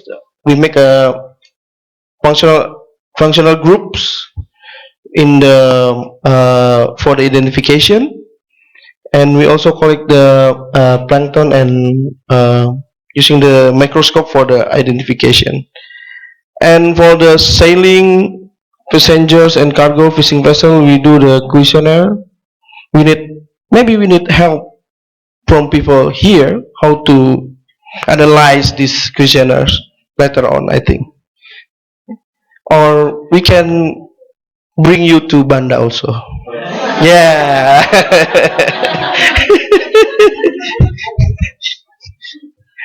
And we collect the eDNA using we filter the seawater, and will be extract and analyze the DNA. We use the barcoding or meta barcoding. And this is our research questions. Which species occur naturally? Any falling species? Do recruitment of biomass is different between the habitats and between the depth and also the plate orientation? And yeah, also number of the species is different, or yeah, and quite a lot the research questions. Yeah. No, we decide the functional groups in for the analyze. We have a 20. Yeah, chlorophyta is algae. This is also algae. This is barnacles, mollusks, and polychaete. This is the group and the type of modularity, and also the size. And this is the result. Yeah, we found 20. Yeah, all of the functional group, whether the inside and outside the inner bay, the bay, and then mostly in a group of, during our two sampling, mostly is in the algae group. And then cover is also the algae group mostly. And for the biomass, we have differences between the inner and the outer bay. There is inner bay is bigger than outer bay for the biomass. So this is the covers presented depend on the trophic mode. Autotroph and filter feeder is significant different. Also the habitat and depth is different, significant difference. Okay, this is the between the filter feeder in reefs and also in the harbor. Okay, same. And about the questionnaires. 1 minute left. 1 minute, okay. Most of the vessel owners aware about the bioinvasion. That's good news. And yeah, 50% clean the vessels and manually in the water, even in Banda. And actually it's a bad news because will increase the risk of establishment. Yeah, they put the invasive and go again. Yeah, also Banda. And then the 1 year. Yeah, every 1 year they establish the in the water. Yeah, hole in the water. And then or even they use anti-fouling. There is still the biota is attached into bottom. And yeah, mostly all the vessel go out to the Darwin, Australia, direct and indirect to Banda. Yeah, is that's why. So we still cannot answer our questions until now. Yeah, maybe after the last sampling we have a good result, a surprising result. Yeah, and for the further work we will go sampling again here. Okay, sorry. In here, who will join us? Yeah. we are waiting for you in Banda. Yeah. Okay. So after in Banda, you can dive, snorkeling. Okay, finish. Okay, I think it's finished. And this is documentation of our activity in during the joint research. Thank you very much. Okay, thank you very much. Okay, now we are proceeding to our discussion. Agung, Dhamar, please, your time. Thank you very much, Chair. Ladies and gentlemen, good afternoon.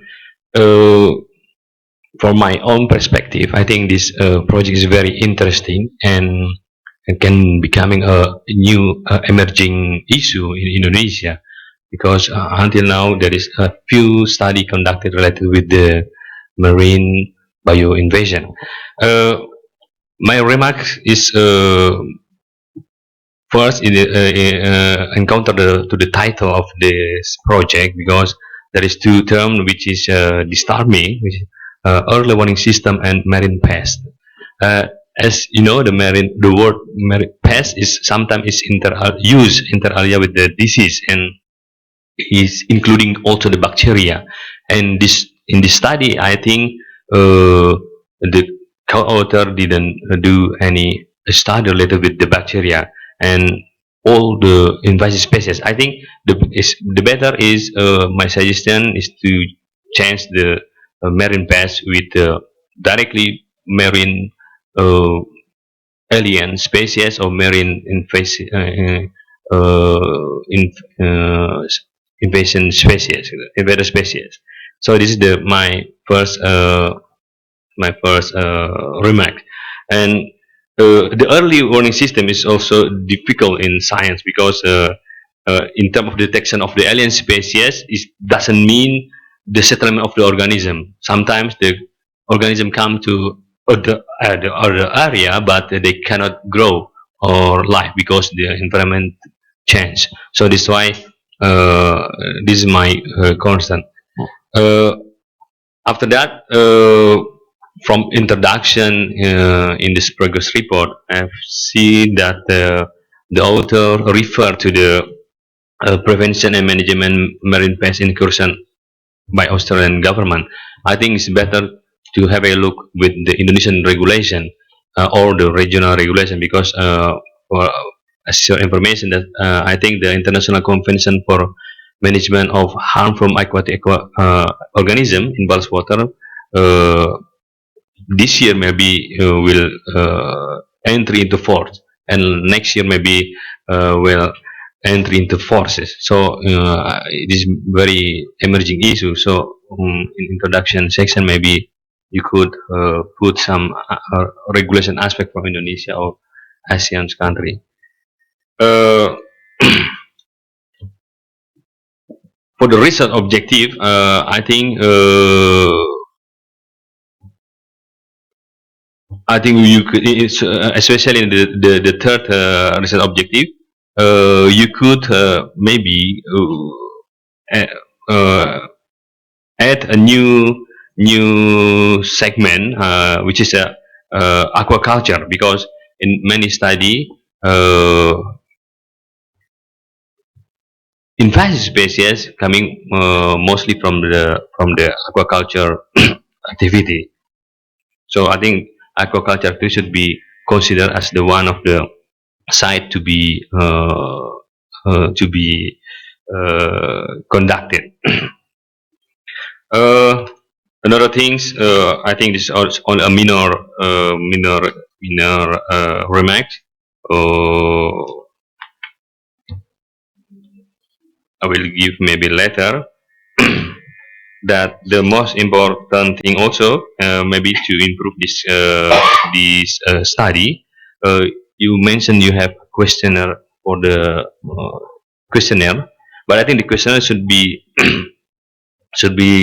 go through to the investigation of the invasion historical invasion species. So that's why you can understand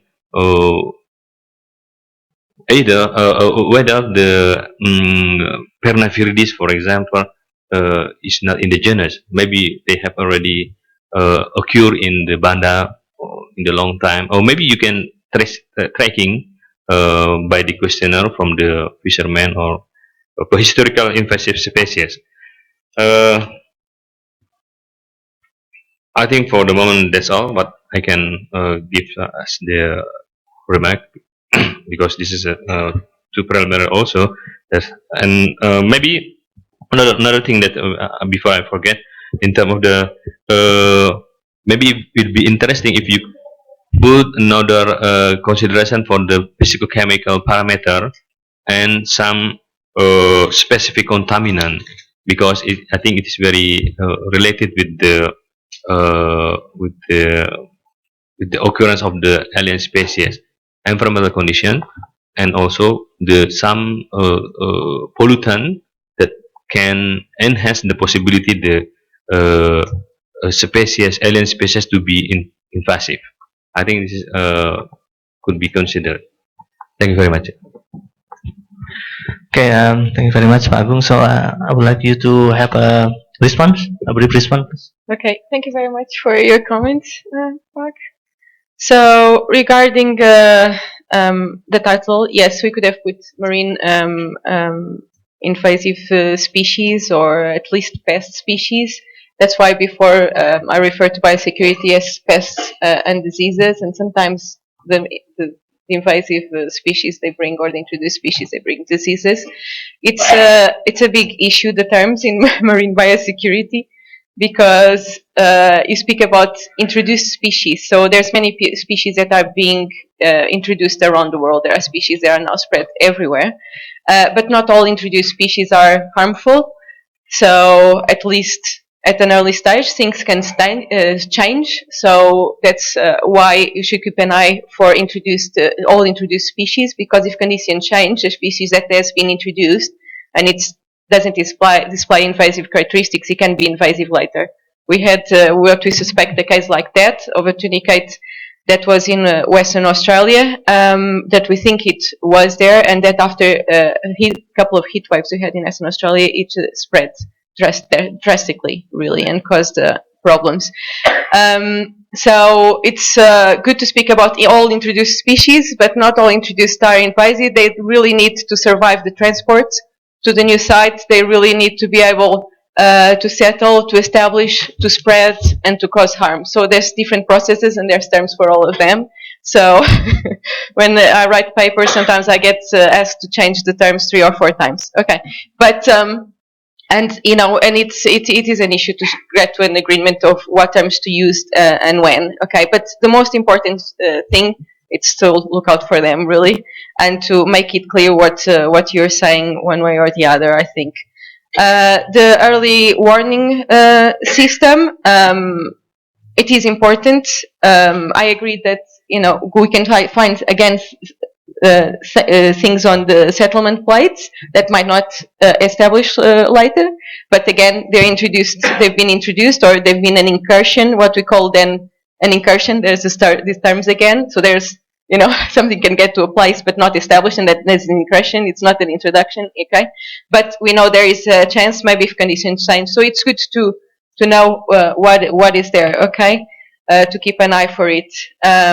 So that's why we're surveying with the settlement arrays. They're just mimicking artificial structure. They're a smart way to trick these species. They settle there, and then we take them away. And analyze them. But that's why we're also surveying the site itself and the reefs, okay? Because there could be differences, obviously, always. It's just in Western Australia we tried many things for sampling and for analysis, and we're now making use of the best. We're actually using settlement arrays, mostly in Western Australia also, okay? So I think Indonesia can benefit for that. Instead of spending lots of money and trying different things, there's already knowledge about what best to use, which is good. Ballast water, I think you're speaking about the Ballast Water Convention ratification, so it's good news if Indonesia is doing that. So I talked about shipping being one of the main vectors of introduction of pet species or invasive species. One way they can be introduced by shipping is the ballast water or fouling. The other is fouling, okay? Ballast water and fouling. Ballast water was critical many years ago, and especially for species, for example, of toxic dinoflagellates. It was a big problem because toxic blooms and lots of public health and problems.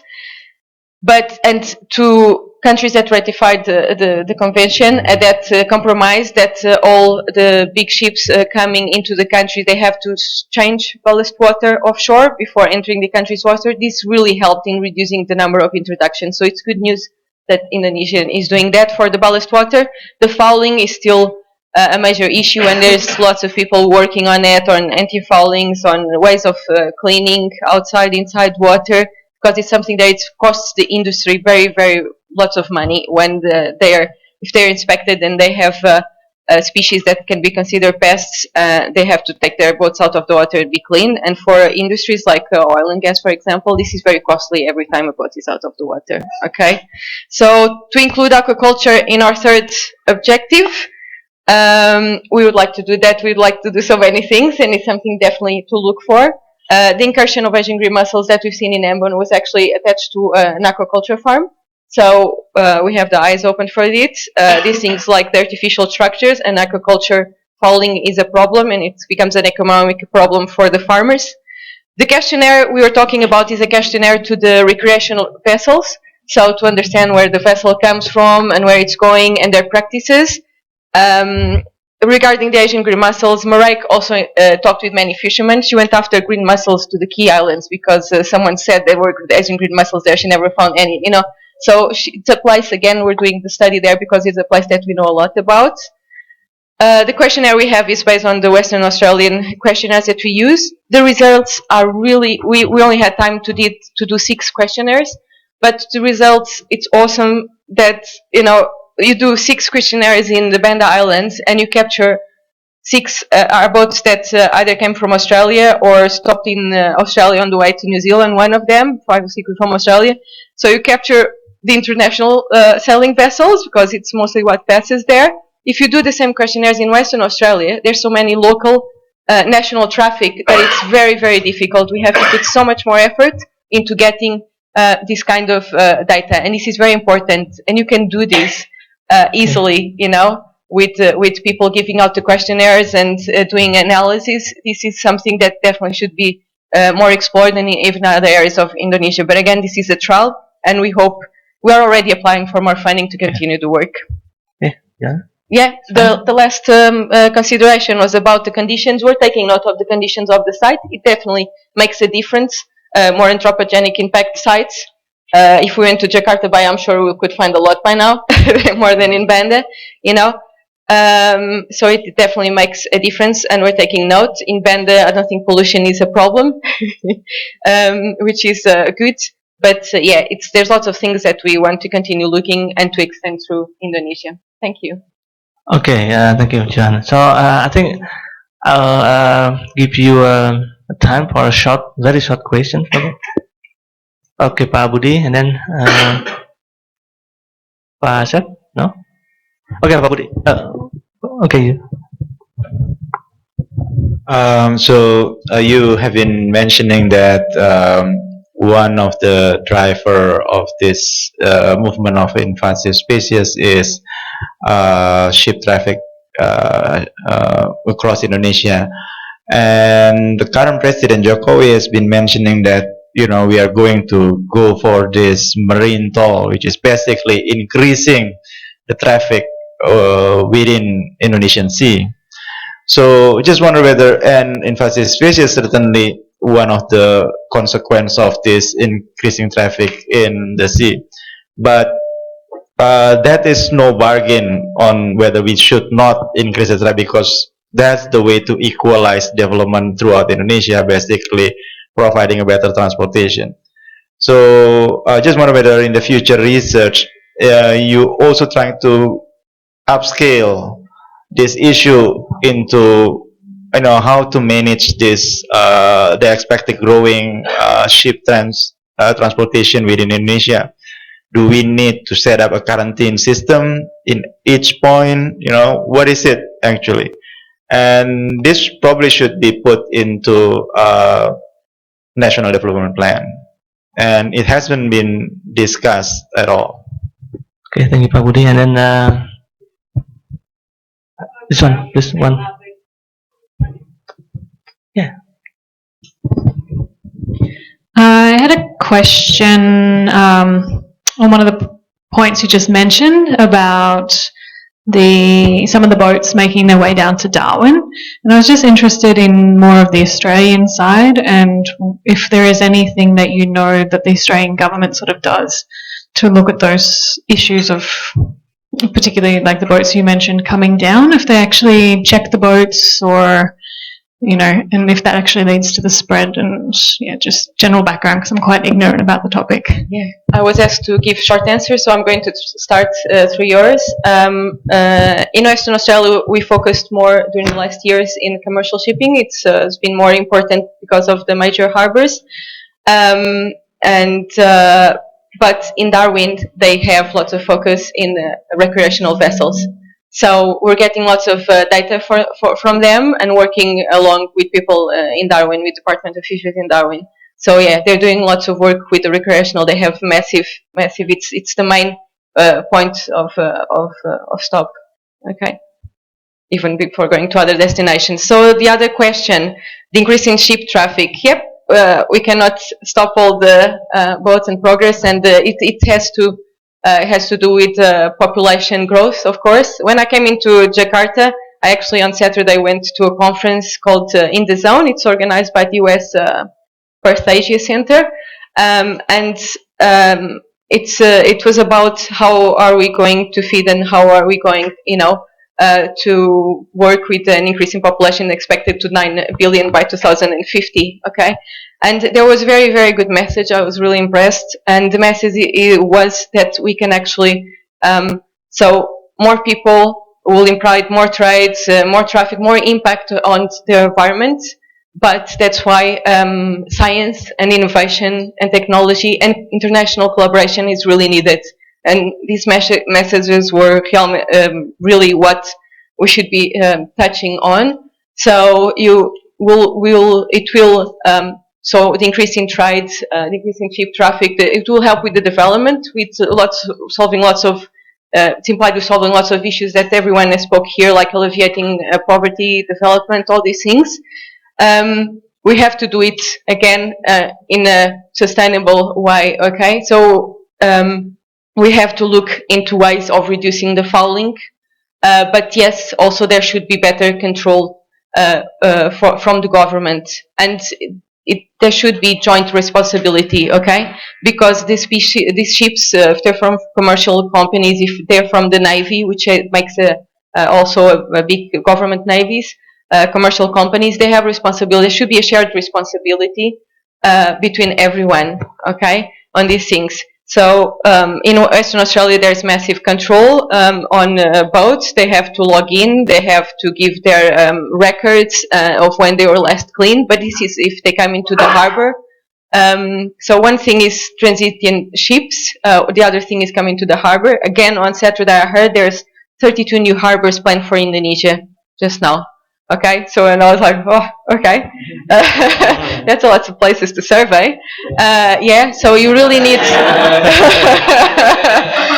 the government support on this, and you can really use other countries' experience and try to make it in in the best way, in the more efficient way. But for that, you really need collaboration and joint responsibility between everyone. Okay. And I think that's why we're here also, just Thank you. work on this. Thank you. Okay, thank you very much, Joanna. So I think we have run out of time. So I will end this session by thanking for contribution from our presenters, discussants, and all of you that contribute on this discussion. So thank you very much again. So and then I will, but please give a big hand for all the presenters. So now I will give the time for Ibu Rika.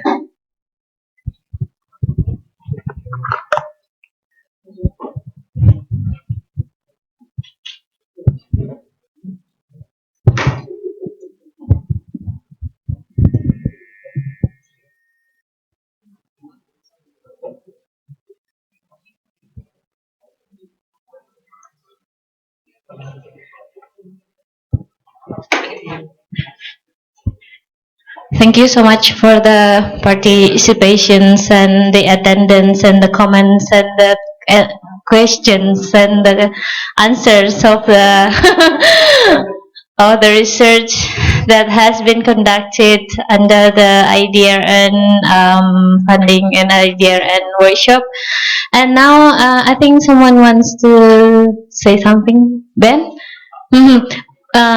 Yeah, we can go to the stage now. Before we close, Ben have something to say for us, maybe some present for us or some. Thanks, Rika. I was just going to say that nearly all the presentations we've heard over the last 2 days fall within the scope of BIS, coincidentally. So I'd encourage the authors of relevant papers to consider submitting them to the journal. And Arif and Andy, I know you had your eye on world development, but we all know that Leicester won the Premier League this year. If you'd like to submit, visit the BIS page on the Taylor and Francis website and just follow the links through there. So thanks again, everyone. Okay, now I would like to please Pak Asep Suryahadi and Pak Budy Resosudarmo to come to the stage for closing remarks of this workshop.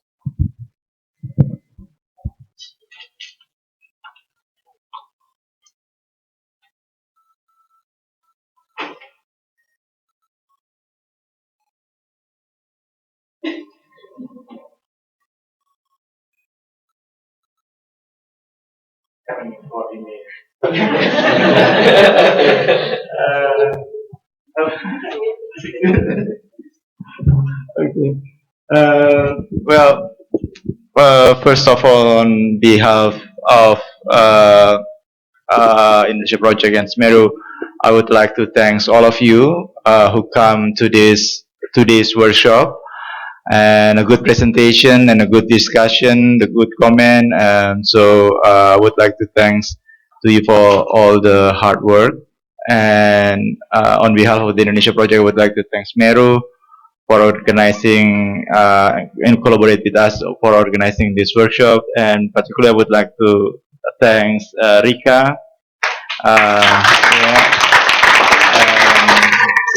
and the crew over there on the back that has been doing a terrific job. That's great that you don't have any problem with the PowerPoint. In the last 2 days, typically each time we got a conference, we always got a problem with PowerPoint, and this time we don't. So I will talk a bit about what next. Yeah?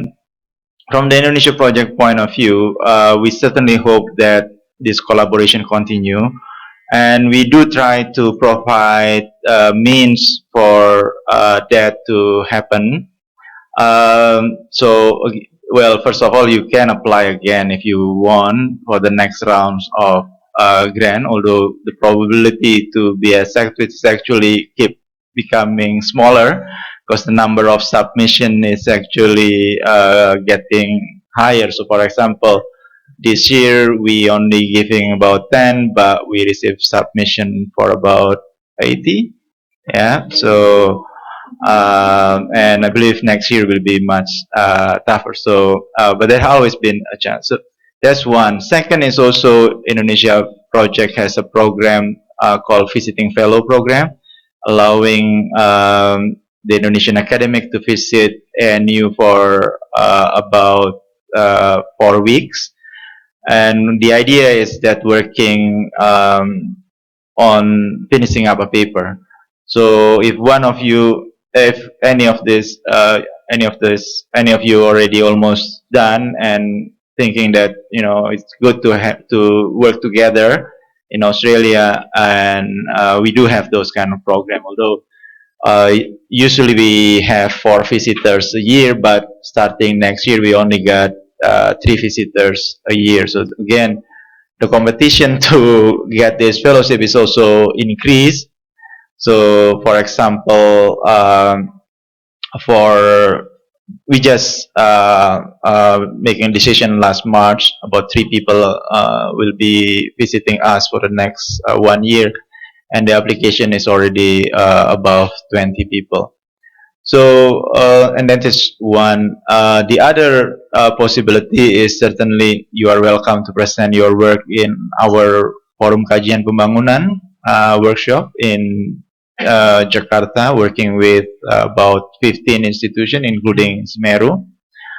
And if you being able to promote your topic, you can actually be invited to the Indonesia Update Conference. So our main flagship in terms of putting a public good information are 2. One is the bulletin, but the other one is the Indonesia Update Conference, a conference that we doing every year in September on Indonesia. It's one of the biggest conference on Indonesia outside Indonesia. Approximately right now, people that attending that conference already more than 400 participants. And each year the topic changes. And so there is a political Indonesia update, but then after that we move to focus on a certain topic. For example, this year is on digital Indonesia. Next year will be on trade, which is Pak Acho and Bu Mari will be the convener. And 2 years after now, it will be big possibility will be about minority. This is about ethnic minority, gender minority, religion minority, anything about being minority in Indonesia. And that topic keep changing. And if you can promote your topic, then at one point we will pick your topic as our main discussion, and it always be multidisciplinary. We're trying to get people on science as well and various background on social science. So that's what I would like to say. I give the chance to Pak Asep. Thank you, Pak Budy. I am very relieved. Yeah, finally we have come to the very end of our today's workshop without a major glitch. So, of course, I thank you all for your perseverance, yeah, to staying with us for the whole 2 days until the very end. So we really appreciate that. And I hope you have enjoyed all the presentation as much as I do today. Honestly, I really enjoyed them. Yeah. I also would like to thank Indonesia Project, especially Pak Budy, Sarah, and Kate for the excellent cooperations. And also to my colleagues from SMERU, who have worked very hard to make sure that everything went smoothly during these 2 days. Yeah, and I hope they have achieved their goals. Even though the workshops only took 2 days, but the preparations took more than 2 months actually. Nevertheless, we apologize if there is any deficiency or inconvenience that we cannot avoid that have occurred during the last 2 days. So I hope I will see you all again in the future, either in another workshop or in any other event, or maybe a wedding invitation or something like that.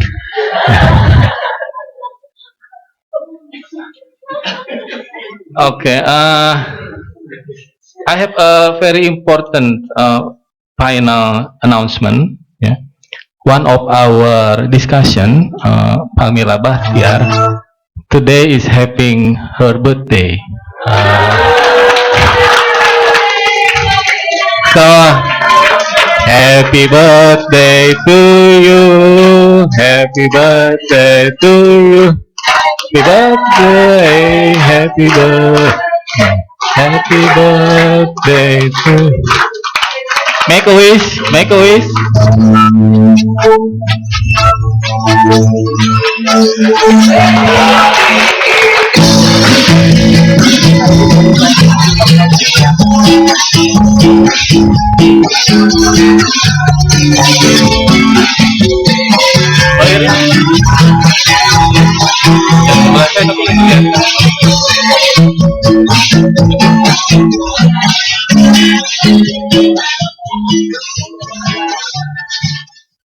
Okay, I hope this is a good sign that we will have more birthday in our next workshops. Okay. But thank you everybody. See ya.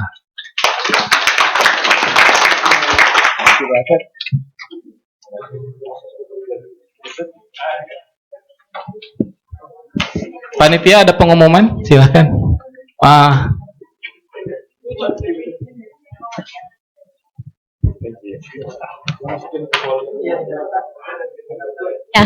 Yeah, another important announcement for today is that dinner is provided in Koi Bistro, at Koi Restaurant at in the Wings B second floor. Okay, thank you. I think.